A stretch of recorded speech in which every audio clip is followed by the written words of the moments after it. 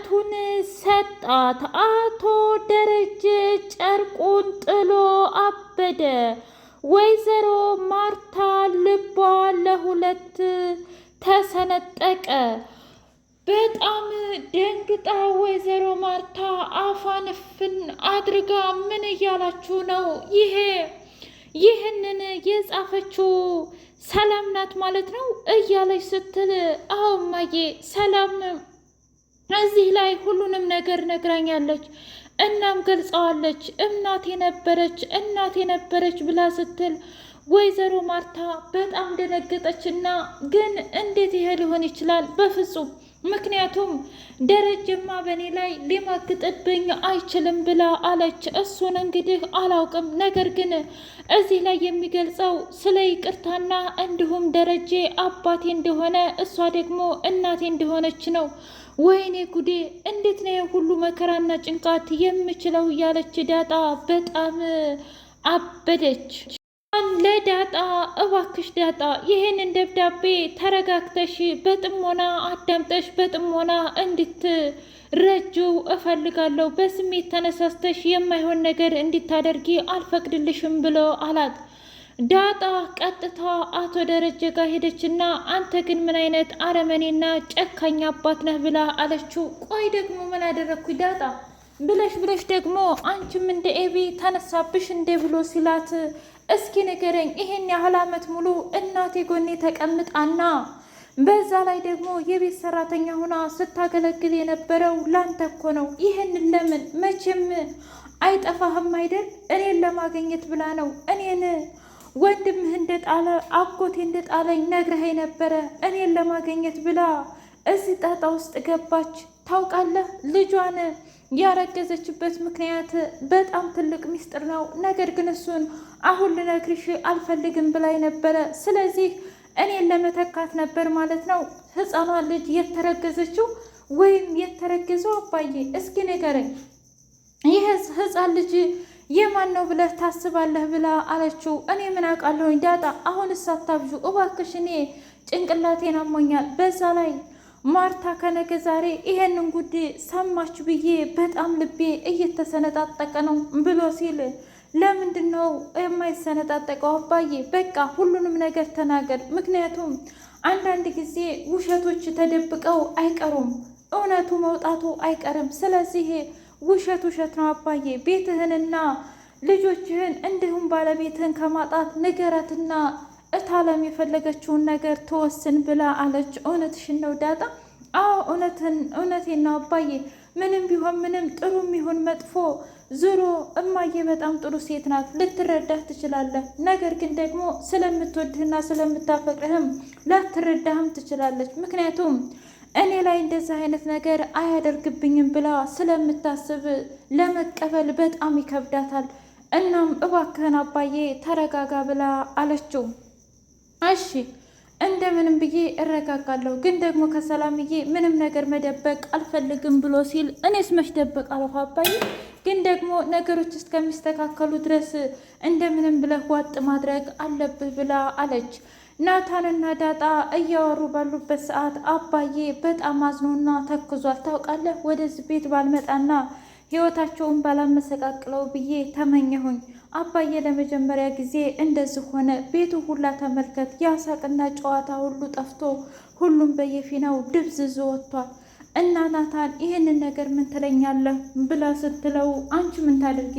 አንቺ እኮ ወደዚህ ምድር ፈልገሽ አይደለም የመጣሽው፣ በሁለቱ ስህተት ምክንያት የመጣሽ ልጅ ነሽ እና በረከት ነሽ እንጂ ደግሞ በፈጠረሽ እንደዚህ አትበይ ብሎ ሲላት፣ ምን ላድርግ ናታን፣ እኔ እዚህ ተቀምጬ እኮ የብቸኝነት ስሜት ተሰማኝ። እስኪ ንገረኝ፣ ለአባቴም ሆነ ለታለምም ለማንም ምንም ማድረግ አልቻልኩም ብላ አለችው። ተረጋጊ እባክሽ ዳጣ፣ ምክንያቱም አሁን ሰላም እናትሽ መሆኗን አውቀሻል።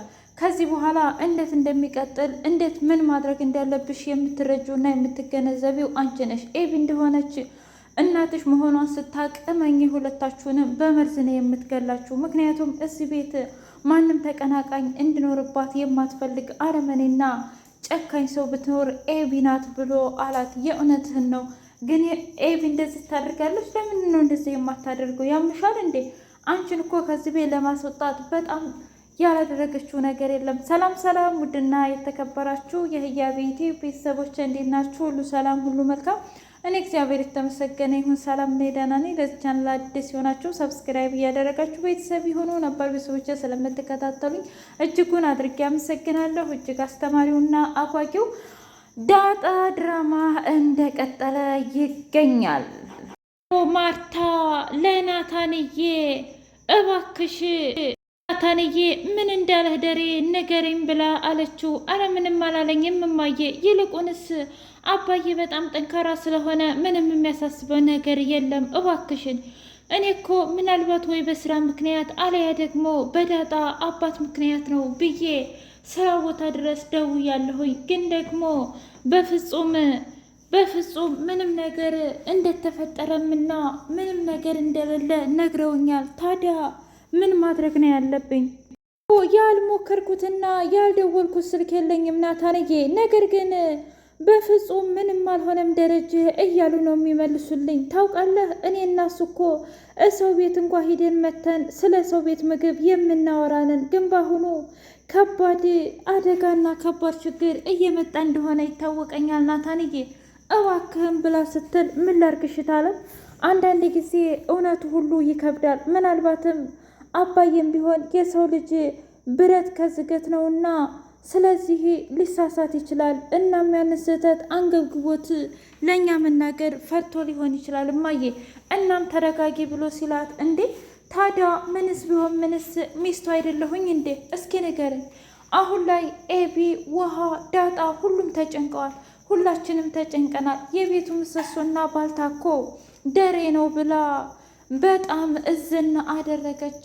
አቶ ደረጀ ወደ ቤቱ ከተመለሰ በኋላ ሁሉም ምግብ አቅርበው እየበሉ ባሉበት ሰዓት እንዴት ነው ሙያውን ለመድሽ ብላ ስትላት ዳጣን፣ አዎ እማዬ፣ አሁንማ ከዚህ በኋላ የፈለግሽውን ምግብ እኔ ነኝ የምሰራልሽ ብላ ስትል፣ ይሁን መቼም የአንቺ ወሬ አያልቅም፣ ወሬሽም ቢሆን በጣም ተመችቶኛል ብላ ስትል፣ እንደማዬ ነገር ግን ደግሞ ምን ወሬ ብቻ ሁሉንም ነገር በአካል የማሳየሽ ይሆናል ብላ አለች። በጣም ጥሩ፣ ለማንኛውም አዲሷን ሰራተኛ በደንብ አድርጋችሁ አሰልጥኗት ብላ አለች። ኤቢ በአዲሷ ሰራተኛ በጣም እየቀናች ነው። እናም ቆንጆ ናት አይደለችም እያለች ዳጣን ስታፋጥጣት፣ ዳጣ ጀግኔት፣ ምን ነው ፈረሱም ያው ሜዳውም ያው። ኤቢ ከዚህ በኋላ ናታንን የራሴ ያደርጋለሁ ብለሽ ከኔ ጋር ቁማር ውስጥ ገብተሽ የለ እንዴ? እስኪ ንገሪ። ገና ለገና ሰላም ሄደች ብለሽ የኔና የናታን ፍቅር የሚቀዘቅዝ መስሎሽ ከሆነ ያ ማለት በሰው ነው እንጂ የተጠገነው በእኛ አይደለም። እና እኔና ናታን ግን እኔና እኔ ብቻ ነን እንጂ ያው ሰላም ስለመሰከረችልኝ ለእኔ ብላ ስላዘነችልኝ አይደለም። እልቅንስ ናታንን የምትወጁና የምታፈቅዱ ከሆነ ነፃነቱን ታዩ እባክሽ ብላ አለቻት። አንቺ ምን ይመለከትሻል? ትሰሚኛለሽ? ጣዬ በጸጸት አለንጋ ተገረፈች። ሞገስ ጋር ደውላ ዛሬ የኤቢ ፍቅር አንገብግቦት እበር ድረስ መጣ። አቶ ደረጀ እባክህ ሂድልኝ፣ አንተ ጋር የምከራከርበት አቅም የለኝም፣ ፖሊስ ጣቢያም የመሄድ አቅም የለኝም። ቆይ አንተ ለምንድን ነው ከልጅ አጠገብ የማትሄደው የማትርቀው? እስኪ ንገረኝ። አልወድህም ካለችህ አልወድህም አይደለም እንዴ? ግድ ፍቅረኛ የሁኝ ግድ ሚስት የሁኝ ነው እንደሚለው? ኧረ ተው ግድልህም፣ ተው አርጁን ተው።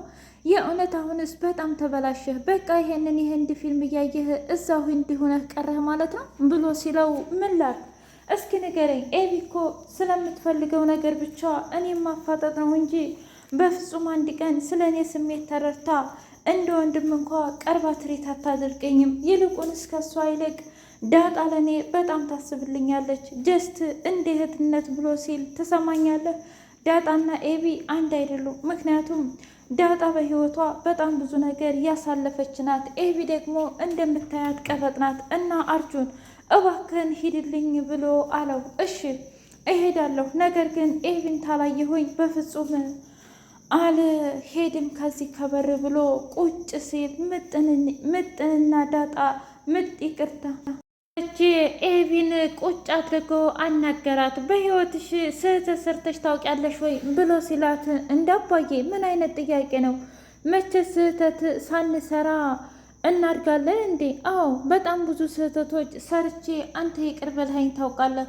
ግን እኔ ስህተት ብሰራ አንቺ ይቅርታ ታደርግልኛለሽ እንዴ ኤቢ ብሎ ሲላት ስህተት ነው አባዬ፣ ምንስ ቢሆን ምን የስህተት መቼም ከባድና ቀላል የለውም እኮ ኤቢዬ። እዩልሽ የሰው ልጅ ሁሌ ፍጹም ሊሆን አይችልም እና አንድ ቀን ተሳሳተ ማለት ደግሞ ሁሌም ይሳሳታል፣ ሁሌም ነገሮችን ያበላሻል ማለቴ አይደለም። እሺ እና በህይወት አጋጣሚ ስህተቶችን ከሰራሽና የማይሆን ነገር ካደረግሽ እመኚ ልጄ በጊዜ ብትፈችው ይሻልሻል ብሎ አላት።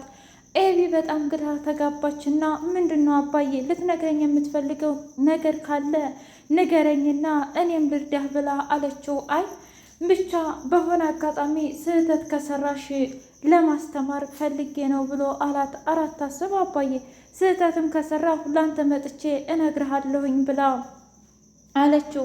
ኤቢና ወይዘሮ ማርታ እማዬ አባዬማ የሆነ ነገር ያደረገው ነገር አለ ብላ ስትል፣ ቆይ ደግሞ ዛሬ ምን ይዘሽ መጣሽ? እኔ እኮ አናገረኝ። የሰው ልጅ ስህተት ይሰራል። አንድ ቀን ስህተት ሰራ ማለት ደግሞ በፍጹም ሁሌም ስህተት ይሰራል ማለት አይደለም ብሎ አለኝ እና የአንድ ቀን ስህተት የዘላለም ጸጸት ነው እያለ ሲያወራኝ ነበር እማዬ። ስለዚህ አባዬ የሆነ ነገር አድርጓል ብሎ አላት ብሎ ሲል ምን? አዎ እማዬ እንደዛ ብሎኛል። ስለዚህ አባዬን በደንብ አድርገሽ አጥብቀሽ መጠየቅ አለብሽ ብላ አለቻት። ኤቢ መቼም ጭንቅላቴ ውስጥ የማይሆን ነገር እየፈጠርሽ እኔ ራሴን እንድጠረጠረው እያደረግሽ ነው። ግን ደግሞ አንቺ ካልሽ ጠይቀዋለሁኝ ብላ እስኪ ደሬ ንገረኝ፣ ይህን ሰሞን ዝምታው ቤቱ ሁሉ ቀሳ ሆኗል እኮ ልጆቹ እንኳ ባንተ የተነሳ ምግብ መብላት በራሳቸው መጫወት አልቻሉም እና ንገረኝ ብላ ስትለው ምንም አልሆንኩም እባክሽ ላደረግኩት ነገር በጣም ይቅርታ ብሎ ሲላት፣ አንተና እኔ እኮ ሁሉንም ነገር የምናወራ ባልና ሚስት ነን። ባልና ሚስት ደግሞ አንድ አካልና አንድ አምሳል ነው። ችግርህ ምንም ይሁን ንገረኝና ልፍታው ብላ አለችው። አይ ይህን ነገርማ በፍጹም መናገር የለብኝም እያለ በውስጡ ሲያመት፣ እኔ ምልህ ደሬ ትናንትና ተኝተን ባለበት ሰዓት ሰላም ማሪኝ እባክሽ ማርቲ ማሪኝ እያልክ ስትል ነበረ። ስለምን ምህረትና ስለምን ይቅርታ ነው የምናደርግልህ? እስኪ ንገረኝ ብላ ስትለው ማን ምን እያለ ውንግርግሩ በዛ። ዳጣ በአባቷ ለቅሶና እንዲሁም ስቃይ እየተሰቃየች ነው። አባዬ ካልሆነ ቤቱን ጥዬ ልውጣ እንጂ በእኔ የተነሳ እንደዚህ ስቃይህን እንድትበላ አልፈልግም። እማዬም ሆነች ኤቢም ውሃም ሁሉም ነገሩ እነዚህ አይገባቸውም። አባዬን እሄዳለሁ ብላ ስትል በፍጹም አትሄጂም፣ በቃ ተይኝ ዳጣ፣ እኔ የምፈልገውን ነገር እኔ ነኝ የማውቀው፣ ሁሉንም ችግር ደግሞ እወጣዋለሁ ብሎ አላት። ውድ ህያ ቤቱ ቤተሰቦቼ የዛሬው ዳጣ ይህን ይመስል ነበር። በቀጣይ እስከምንገናኝ ሼር፣ ላይክ፣ ሰብስክራይብ አይረ